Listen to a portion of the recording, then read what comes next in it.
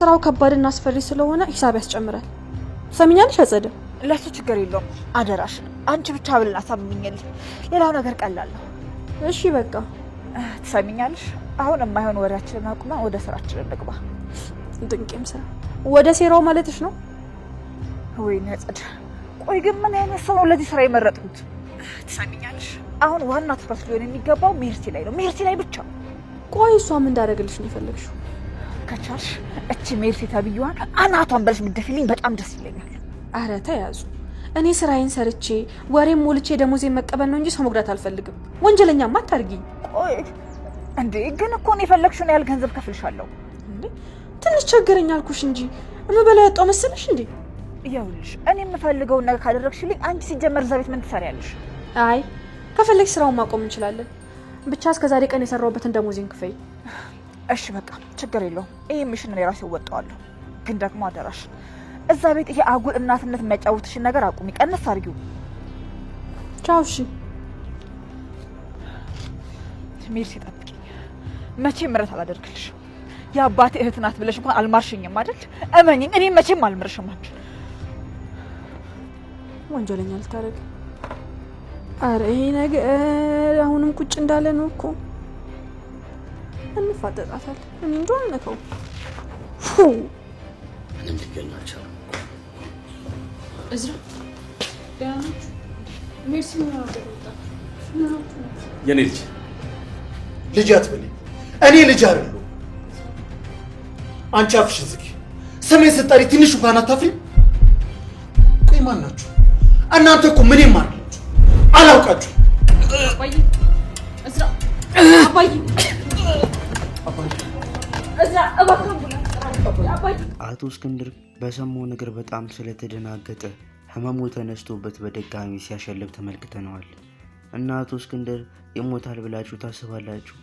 አይሞትም የምትሉ ኮመንት ላይ አንድ ቁጥርን በማጥለቅለቅ ብዛታችሁን አሳዩ። እንደሚታወቀው አሁን ላይ ከዘገየም ቢሆን እዝራ ሁሉም ነገር ላይ ደርሶበታል። የደረሰበትም አጸደ ስለረዳችውና ሁሉንም ነገር እሷ ስለነገረችው ነው። አሁን ላይ ሁላችሁንም አይናችሁን ላፈር ብሎ ማንም ሰው ጋር መጠጋት እንደማይፈልግ በተደጋጋሚ ስንመለከት ቆይተናል። አጸደም እየተከታተለች ነገር በምትፈልገው ሰዓት ነበር ሜርሲ ሽጉጧን ተደብቃ ይዛ ሄዳ የደቀነችባት። የዚህ ሰዓት የተጎዳሁት እኔ ነኝ አይደል? ተበዳዩ እኮ እኔ ነኝ ሲላት፣ የዛ ሰዓትም ሜርሲ አዎ አንተ ነህ፣ ነገር ግን እኔ በቀልልሃለሁ ትልና ሽጉጥ ደቅና ስታስፈራራ እንመለከታለን። በሌላ በኩል ደግሞ የሃናና የኩኩሻ ነገር እየተባባሰበት ሄዷል። አሁን ላይ ሃና በመነን ላይ ያላት ሁሉም እምነትና የጓደኝነት ስሜት በሙሉ እንደጠፋ እየተመለከተን እንገኛለን። አሁን ላይ አንቺን ላገኝሽ አልፈልግም ከቤቴ ውጭ እያለች ስታባረራት እንደነበረም ተመልክተናል።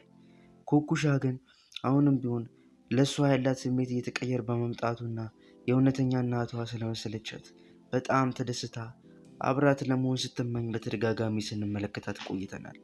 እናም ሃና በተደጋጋሚ ስለ ሀብል እየጠየቀቻት ስለሆነ ያ ነገሯ ቅናት ሳይፈጥርባት አልቀርም። በሌላ በኩል ኩኩሻ ክፍሏ ቁጭ ብላ ስታለቅስ መነን ትመጣና መቼም እኔ ስለናፈኩሽ መሆን አለበት የምታለቅሽ ብትልና ትጠይቃታለች።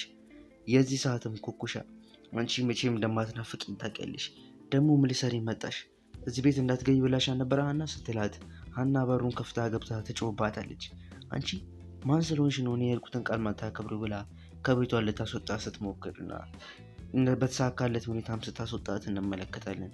በሌላ በኩል ሜርሲ ደግና አባት አንቺ ማን ስለሆንሽ ነው እኔና ወንድም የምታጣቂን እያለች ልተኩስ ስትሞክር፣ እሱም ደግሞ ሊቀርባትና ሽጉጡ ላይ ስጥላት ሲል እንዳትጠጋኝ እያለች ስታስፈራራው እንመለከታለን።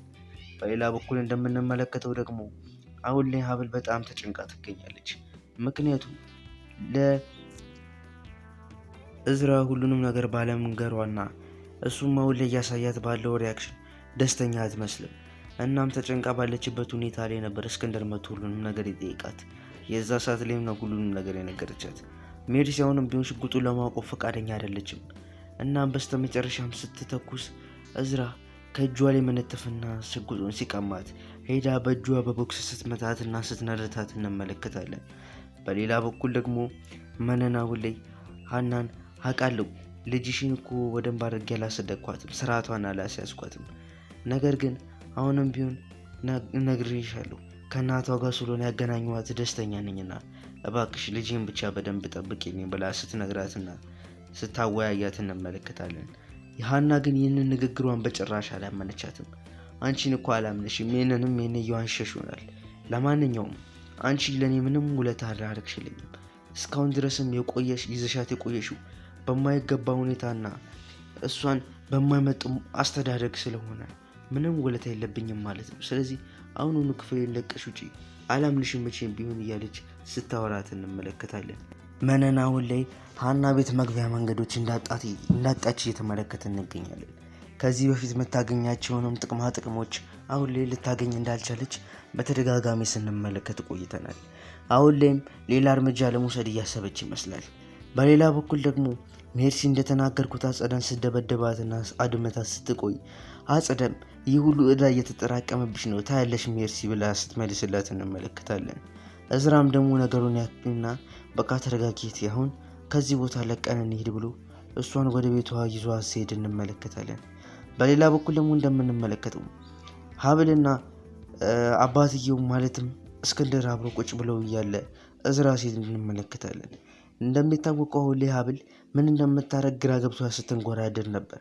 አባትየው እስክንድርም የት እንዳስቀመጠው ሽጉጡን ስላላወቀና ሜርሲ ይዛ እንደሄደች ሀብል ስለነገረችው ብቻ ምን እንደሚፈጠር ግራ ስለገባው መድኃኒትን ይዘሽልኝ ልትመጪ ትችያለሽ ብሎ መድኃኒቱን እንድታመጣለት አስደርጎ ሲውጥ እንመለከታለን።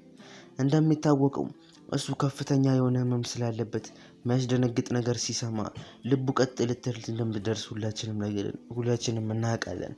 እናም ሀብልም እሱን ስላወቀች ስትሆንና ጥሩ ነገር እንዲያስብ ስታደርገው ቆይታለች። እሱም ይህ ሁሉ ጥፋት የተፈጠረው በእኔ ምክንያት ነው፣ ምክንያቱም አድጎ ይህንን እስኪያክል ድረስ ያንን ነገር መደበቅ አልነበረብኝም ነበር ብሎ ይመልስላታል። እንደሚታወቀው ነገሩ ትንሽዬ ወይም ቀላል ሚስጥር እንዳልሆነ ሁላችንም እናውቃለን እና ሁሌም መጨረሻ ደረጃ ላይ እየደረሰ እንደሆነ ተመልክተናል። ምክንያቱም እዝራን ስትመርዘውና ጥሩ ነገር እንዳያስብ ስታደርገው ተመልክተናል አጸደ። ስለዚህ ይህ ነገር በቀላሉ ያልቃል ብሎ ማንም ሰው እንደማያስብም ግልጽ ነው። በሌላ በኩል ልትሰልል የገባችው ሰራተኛ ማለትም ደግሞ አጸደ የላከቻት ልጅ ሁኔታው ግራ ገብቷት ምግብ መስራት እንኳን እንደማትችል እንመለከታለን። ሽንኩርት መክተፍ ማትችል ሴት እዚህ ቤት ሰራተኛ ሆና መቀጠሯ በጣም የሚያስደንቅ ነገር ነው። ሀብልም ምንም ምግብ መስራት አልችልም፣ ዋይፋይ ካለ ከዩቲዩብ ሰራለሁ እያለች ስታወራ ሰምታት እንድትገባ መፍቀዷ እሷ ራሷ ግራ የሚያጋባ ነገር ነው። አጸደ በጣም ተናዳ ነበር። የተናደደችውም ደግሞ ሜርሲ ወይም የወንድሜ ልጅ የምትላት ሴት ስለመታቻት ነበር። ከዛም ስልክ ይደወልላታል ሰራተኛዋ ሁሉንም ነገር ትነግራታለች። እኔም ልሽ የት ነው የላክሽኝ? ሩዋንዳ ነው ወይስ ሲኦል ነው? ምንድነው ቤቱ እኮ ተተርማመሰ፣ እኔ ለማንኛውም እዚህ መኖር አልፈልግም ትላታለች። ከዛም እሷም ምን ማለት ነው ሲኦልም ብንሄዳለሁ ለብር ከሆነ እያልሻል ነበር እንዴ ትላታለች። ከዛም አዎ ግን ደሞዝ ያስጨምራል ስትላት እሱን እንነጋገራለን አንቺ ብቻ ስራሽን ስሪ ትላታለች። ለማንኛውም እኔ እዚህ ጋር ልሰናበታችሁ። ቀጣይነት ልቀቀው ወዲያው ሪካፕ ማቀርብላችሁ ሲሆን ይህን ቪዲዮ ላይክ እና ሰብስክራይብ በማድረግ እስከዛው ድረስ ጠብቁን።